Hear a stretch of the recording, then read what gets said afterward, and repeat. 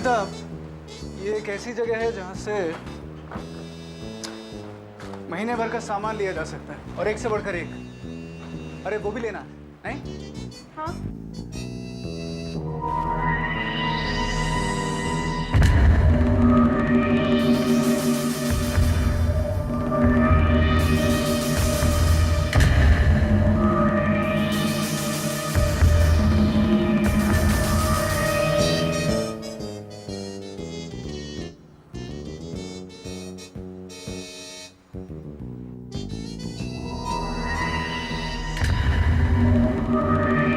लगता है अब मुझे इन लोगों को एक लेटर भेजना ही पड़ेगा।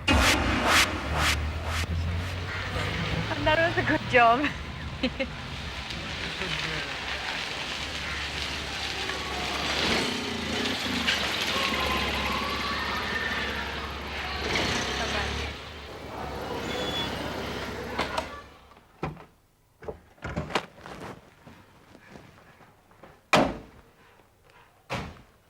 मैं जरा देख के आती हूँ कोई चिट्ठी आई है कि नहीं।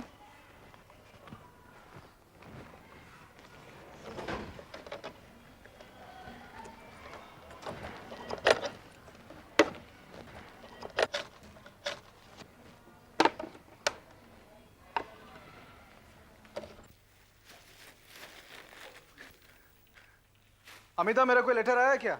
हाँ, लगता तो है। किसका है? ये क्या है?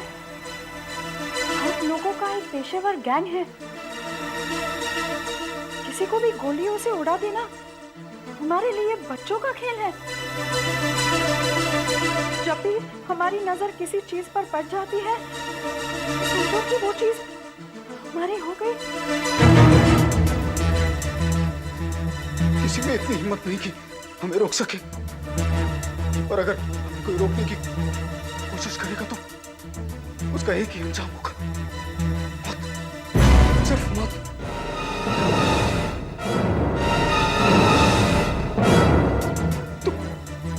तुम सोने का फ्रेम का चश्मा पहनते हो, नीला रंग तुम्हें बहुत पसंद है। नीला सूट और नीली बिंदियों वाली टाई तुम्हें सबसे ज्यादा अच्छी लगती है। तुम्हारी गाड़ी का नंबर ML02B5171 है।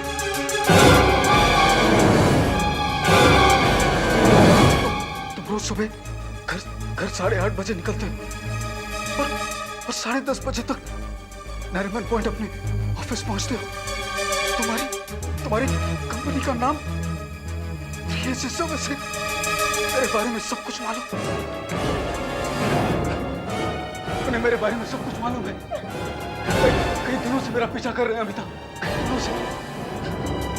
हमसे चालाकी करने की कोशिश मत करना, वरना अमृता के चेहरे पर एसिड फेंक देंगे। तुम्हें नजराना देना होगा। 5 लाख। हमें 5 लाख रुपए चाहिए, तैयार रखना। हम बताएंगे कि कब और कहां देना होगा।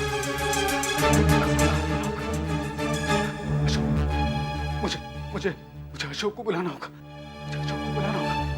अशोक! अशोक!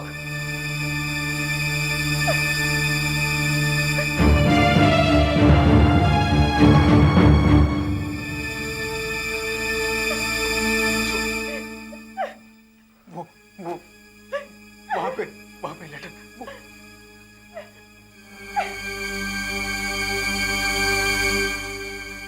अगर तूने पुलिस को बताने की कोशिश की तो याद रख कि आदमी को गाड़ने के लिए सिर्फ 6 फुट का गड्ढा चाहिए।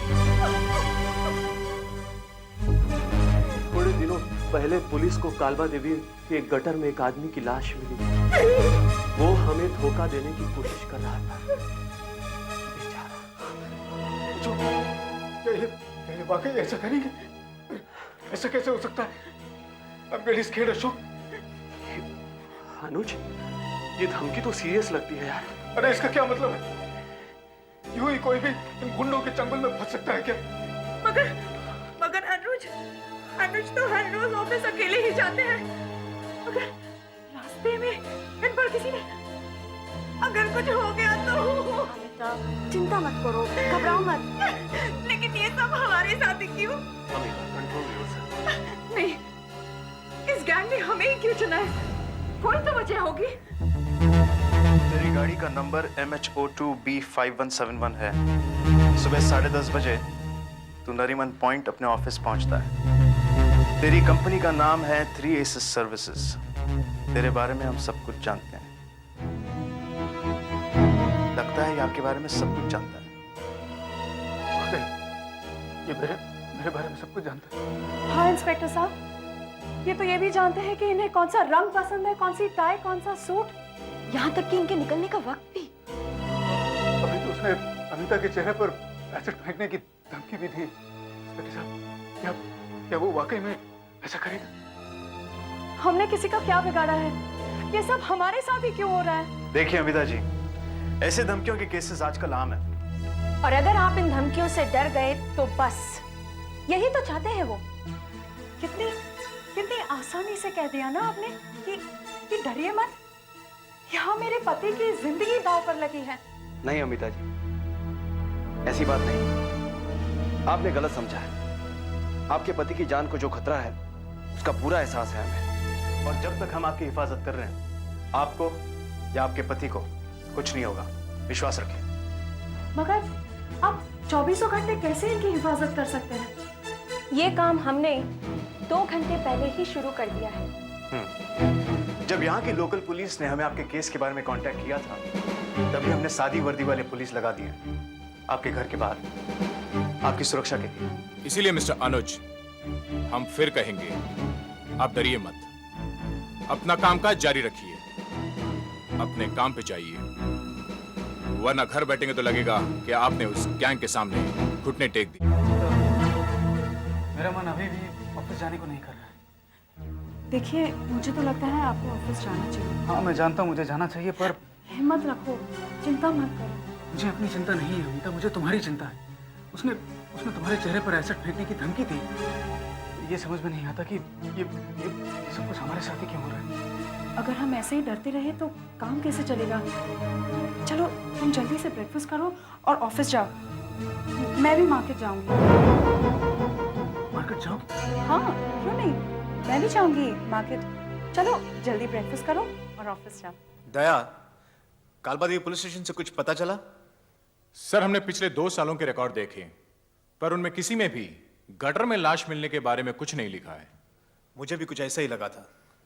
और मिस्टर अनुज के बारे में कुछ पता चला? जी सर, कुछ जानकारी तो मिली है। मिस्टर अनुज कलकत्ता के रहने वाले हैं और कुछ 5 साल पहले उन्होंने अपने ससुर की मदद से मुंबई में शेयर्स की दलाली का काम शुरू किया था। और सर, वो काफी कामयाब भी थे। थे से तुम्हारा मतलब ये सर कि कुछ समय से उन्हें और उनके क्लाइंट्स को बिजनेस में भारी नुकसान हुआ है। हालत काफी खराब है सर। ओह, तो ये बात है। क्या मतलब? ये पैसे मांगने वाला मिस्टर अनुज से 5 लाख रुपए की डिमांड कर रहा है, और मिस्टर अनुज किसी भी तरह ये रकम नहीं दे सकते, चाहे कुछ भी हो। अब या तो वो उसकी धमकियों का बराबर सामना करते रहें, या फिर शहर छोड़कर चले जाएं। अब सवाल ये उठता है कि अगर अनुज शहर छोड़कर चला जाता है तो फिर सबसे ज्यादा फायदा किसे होगा? और सर, दूसरी तरफ यह भी तो हो सकता है कि मिस्टर अनुज की वजह से उनके किसी क्लाइंट को 5 लाख रुपए का नुकसान हुआ हो और वो शायद ये पैसे इस तरह से निकलवा रहा हो सकता है। और सर, हमारी इन्वेस्टिगेशन से ये भी पता चला है कि मिस्टर अशोक, जो मिस्टर अनुज के बचपन के दोस्त हैं और पड़ोसी भी, उन्हें भी मिस्टर अनुज की वजह से बहुत नुकसान हुआ है।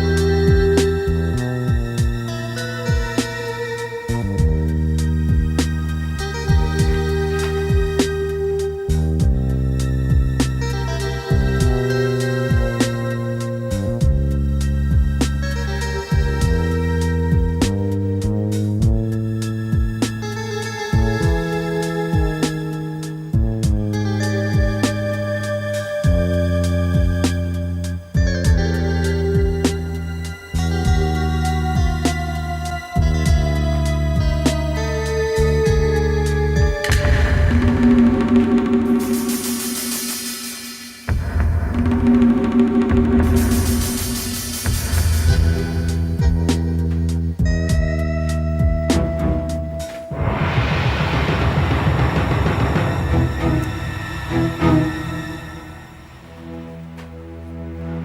हेलो बेटा, हेलो, हाउ आर यू? क्या नाम है आपका? Very good. कौन सी स्कूल में पढ़ते हो?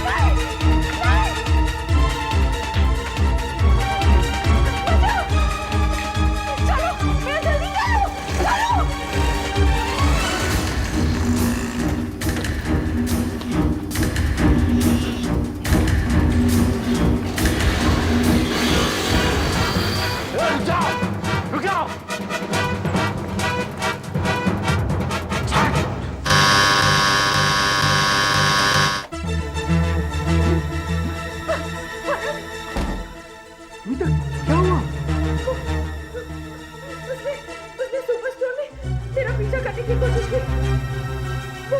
वो मुझ पर हमला करना चाहता था। कैसा हमला? आखिर क्या हुआ?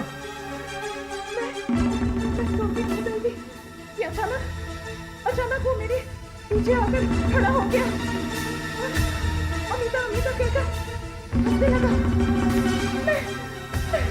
मैं डर के मारे कांपने लगी और चिल्लाकर वहां से भागी। ऑटो में बैठकर मैं सीधा यहाँ आ गई।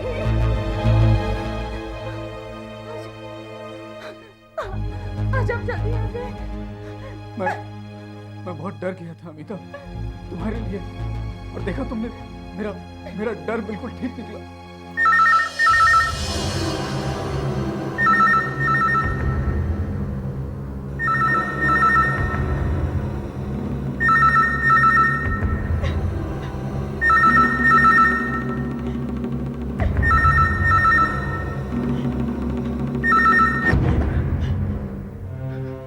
हेलो।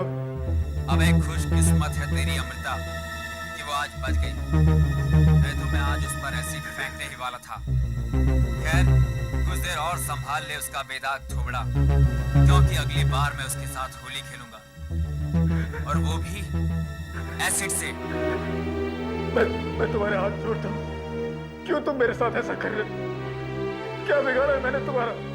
क्यों बिगाड़ा मैंने तुम्हारा? क्यों तुम मुझे परेशान कर रहे हो? क्यों? सॉरी मिस्टर अनुज, हमारे आदमी की निगाह जरा चूक गई, वरना आज वो पकड़ा जाता। इंस्पेक्टर साहब, उसने एक बार और धमकी दी है कि वो अमिता के चेहरे पर एसिड डालेगा, और आज तो उसने डिपार्टमेंटल स्टोर में कोशिश भी की। उसने फोन पे क्या कहा? उसने कहा कि वो एसिड डालने ही वाला था कि। क्या आप यकीन से कह सकते हैं कि उसने एसिड ही कहा था? हाँ, उसने एसिड ही कहा था। नहीं, I mean, वो एसिड शब्द ठीक से तो बोल रहा था, उसका उच्चारण तो ठीक था। एसिड तो एसिड ही है, उसका उच्चारण ठीक है या नहीं, इससे हमें क्या फर्क पड़ता है? बहुत फर्क पड़ता है मिस्टर अशोक, बहुत फर्क पड़ता है। उसका हर कदम, उसका बोलने का ढंग, उसकी प्रोनाउंसिएशन, ये सब बातें हमें उस आदमी के बारे में काफी कुछ बता सकती हैं, और इससे हमारा उस तक पहुंचना काफी आसान हो सकता है। इतनी टेंशन पालने से तो अच्छा है कि मैं उसे पैसे दूं और अपनी जान छुड़ाऊं। मिस्टर अनुज, अगर आप उन लोगों की बात मानेंगे तो ये आपकी मुसीबतों की शुरुआत होगी, अंत नहीं। आप हिम्मत रखिए, सब ठीक हो जाए। मिस्टर अनुज, ये हमारा पहला केस नहीं है। हम ऐसे काफी केसेस सुलझा चुके हैं और हमसे कोई बच नहीं सका है। अब आप एक काम कीजिए, हम आपको एक मशीन देते हैं। ये एक रिकॉर्डिंग मशीन है, इसे आप घर ले जाइए और अपने फोन से जोड़ दीजिए। जब भी आप इस पर बात करेंगे तो फोन करने वाले की सारी बातें इस पर रिकॉर्ड हो जाएंगी और फिर हम उस आदमी की बातें दोबारा सुन सकेंगे। ये देखिए। इसके लिए हम टेलीफोन एक्सचेंज से भी तो रिक्वेस्ट कर सकते हैं। हाँ, कर तो सकते हैं, मगर उन्हें काम शुरू करने में काफी समय लगेगा और हमारे पास वक्त बहुत कम है। इसलिए जाइए और उस आदमी की आवाज रिकॉर्ड कीजिए। आखिर क्या कहते हैं सीआईडी वाले? कुछ तो हल होगा, कुछ तो कहते होंगे वो।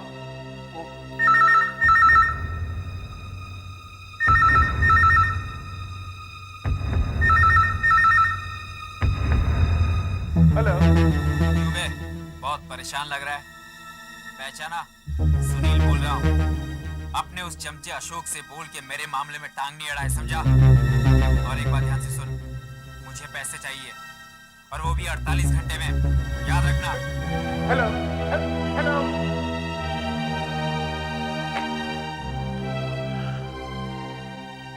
आखिर इस रिकॉर्डिंग से कैसे पकड़ेंगे उसे सीआईडी वाले? सर, कल हमें अनुज और अशोक के बारे में यह भी पता चला है कि दोनों कलकत्ता में कॉलेज में एक साथ पढ़ा करते थे। लेकिन अनुज बड़े भाग्यवान निकले कि उन्हें अपने ससुर का जमा जमाया शेयर्स की दलाली का बिजनेस मिल गया। मिस्टर अशोक ने भी काफी मेहनत की है सर, लेकिन उनका बिजनेस कुछ जमा नहीं है। एक बार तो दोनों साथ मिलकर बिजनेस करने की भी सोच रहे थे। सब कुछ तय हो गया था सर कि अचानक मिस्टर अनुज पीछे हट गए। और ऊपर से अशोक को अनुज की वजह से शेयर्स में काफी सारा नुकसान उठाना पड़ा है। Right sir. सर, अगर इन धमकियों से डरकर अनुज इस शहर को छोड़ने की बात सोचते हैं तो इसका सीधा फायदा अशोक को होगा। क्योंकि मिस्टर अनुज सीधे मिस्टर अशोक के पास ही जाएंगे और उन्हें अपना बिजनेस देने की बात करेंगे। और मिस्टर अशोक, जिनकी हालत बहुत खराब है, उन्हें मिस्टर अनुज का जमा जमाया बिजनेस मिल जाएगा और जो उनका नुकसान हुआ है वो भी बराबर हो जाएगा। अब सारा मामला आहिस्ता आहिस्ता साफ होने लग गया है। पहले वो लेटर, फिर वो फोन कॉल, धमकियां, एसेट, अशोक का नुकसान, अनुज का बिजनेस, उसका चला जाना। अब ये केस काफी दिलचस्प हो जाएगा। इंस्पेक्टर साहब, मैं आप ही का इंतजार कर रहा था। आप अभी तक ऑफिस नहीं गए? हम लोगों के सर पर तलवार लटकी हुई है और आप ऑफिस की बात कर रहे हैं।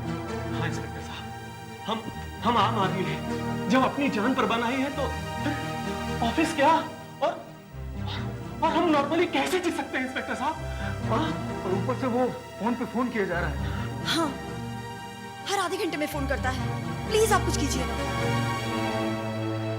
उसकी बात तो रिकॉर्ड हो ही गई होगी ना? जी। कितनी देर बाद की उसने? ज्यादा नहीं, पर मुझे लगता है कि उससे शक हो गया था कि हम उसकी आवाज रिकॉर्ड करने लगे, क्योंकि बाद में उसकी बात छोटी होने लगी। देखते हैं।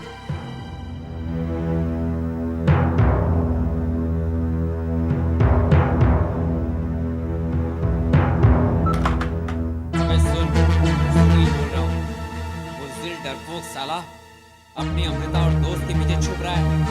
देख, अब ये मामला और भी खतरनाक हो गया है, क्योंकि अब मैं सहन नहीं कर सकता हूँ। 2 दिन, सिर्फ 2 दिन है तेरे पास, मुझे वो पैसे चाहिए। नहीं तो तू जानता है मैं अमृता का क्या करूंगा। नाइट्रिक एसिड से उसका खोपड़ा जला दूंगा। मेरी दूसरी चिट्ठी का इंतजार करना, समझा?